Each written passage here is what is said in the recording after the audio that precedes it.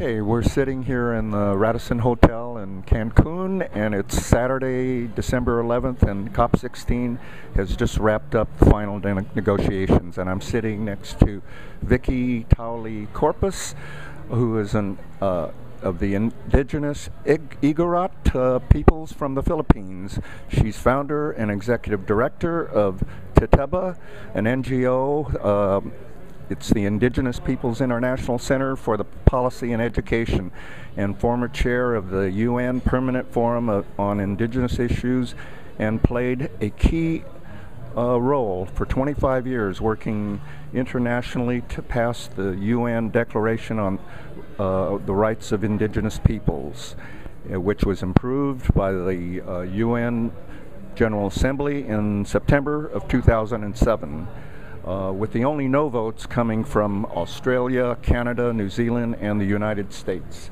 Since 2007, 3 of the dissenters, Canada, New Zealand, and Australia, have agreed to support the UN Declaration on the Rights of Indigenous Peoples.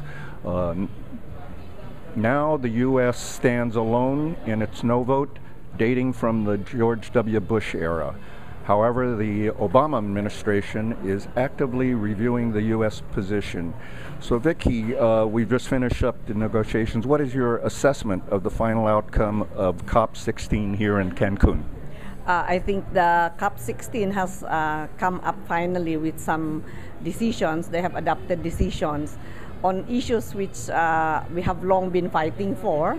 And of course, one of in the decision, especially the long-term cooperative action text, they have 2 references to the UN Declaration on the Rights of Indigenous Peoples, recognizing the importance of this, the relevance of this declaration to help address the issues of climate change mitigation and adaptation. We have one under the text on reducing emissions from deforestation and forest degradation, which says that the rights and knowledge of indigenous peoples and local communities have to be respected in all RED activities, and that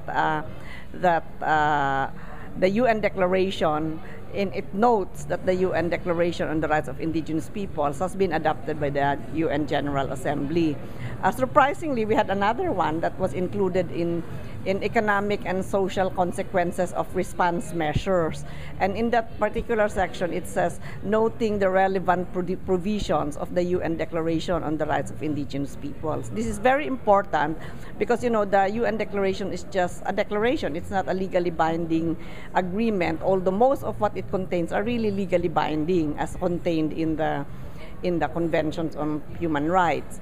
But now that it is being integrated into legally binding instruments like the Framework Convention on Climate Change, as well as the Convention on Biological Diversity, increasingly it's gaining a status of international customary law.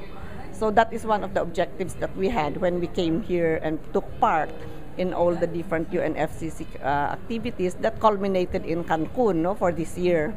So I think from an indigenous people's perspective, we are really satisfied with the results, mainly because it does contain references to human rights. Never has the Climate Change Convention document or results have come up with such direct link between climate change and human rights. But because of the indigenous people's strong advocacy within the process, as well as other civil society groups, we succeeded in putting this thing. So that's one of my assessments. Secondly, it has also contained, of course, references to the vulnerabilities, the particular vulnerabilities of indigenous peoples, who indeed are most vulnerable because they belong to, and they stay in the most fragile ecosystems in the world, and therefore any change in the climate will affect not only their livelihoods, not only their resources, but their cultures as well.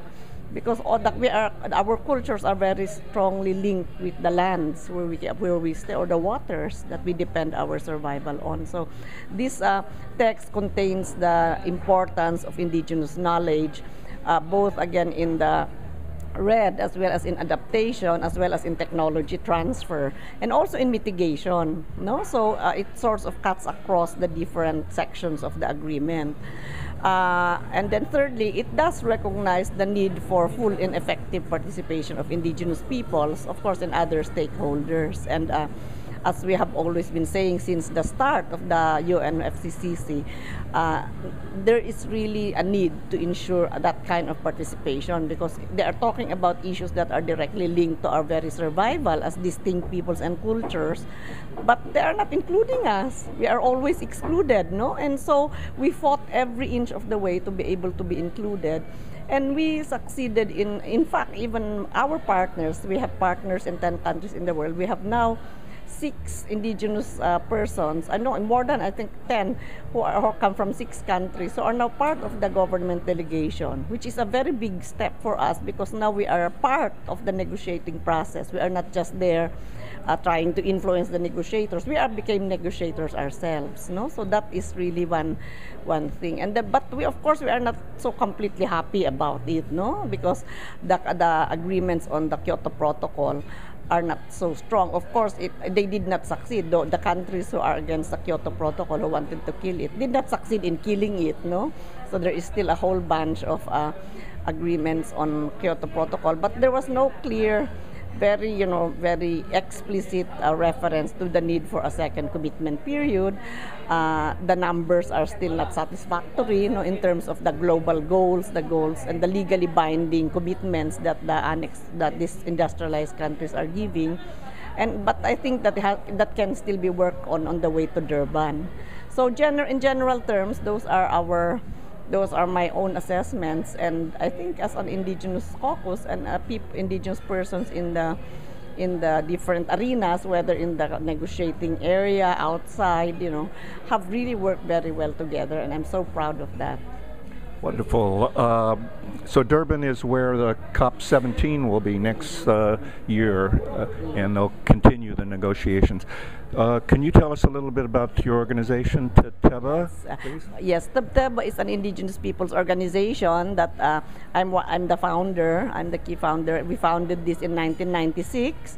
And our main intent is to really help build our own capacities, indigenous people's capacities, to be able to effectively advocate for the changes that they would like in relation to laws or programs, but also to fight for the UN Declaration on the Rights of Indigenous Peoples, and now that it has been adopted, to make sure that this becomes really a framework that will guide governments in terms of how they are working with indigenous people. So we are working very strongly on how to implement the UN Declaration on the Rights of Indigenous Peoples. Now we have been we work with different indigenous organizations in different countries. Now we are direct partners meaning that we work with them, we plan together with them, we generate resources that they can use for their own work. So we have now partners in 10 countries in the world. And you're training them and empowering them to advocate for themselves. Exactly. We're training them to be the ones to speak for themselves, to do the research for themselves, to articulate their own perspectives, and to bring them to all these arenas where their voices have to be heard. So that is our role, and that is what we have been doing since we were established. Okay. Vicky, do you have any final words for the folks back home? Well, I think for instance, you come from the United States, and the United States still has really not been a very positive player in the climate change convention. And of course, they are the last country now that has yet to endorse the adoption of the UN Declaration. So I wish that they really are sincerely moving towards endorsing this, and I look forward to seeing them announcing this during the next session of the UN Permanent Forum on Indigenous Issues, which will be held in May 2011. I also wish that the citizens in the United States really push hard and pressure very hard the government, because I believe that this is your major role as a people, no?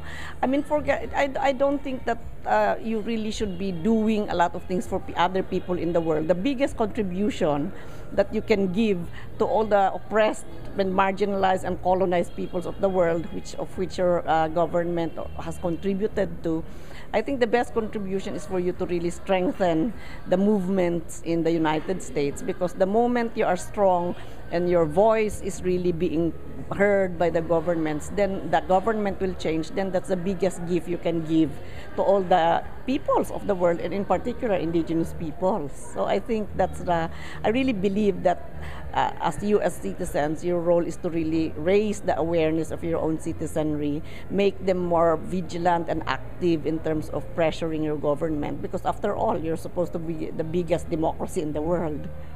Well, thank you very much, Vicky, and good luck and a safe journey home. Thank you very much, and I will also wish you luck in all the work that you are doing. I believe all these little efforts being done to get views of people and bring this into the U.S. is really going to be very important for us. And I think that's what solidarity really means. Thank you very much. Thank you.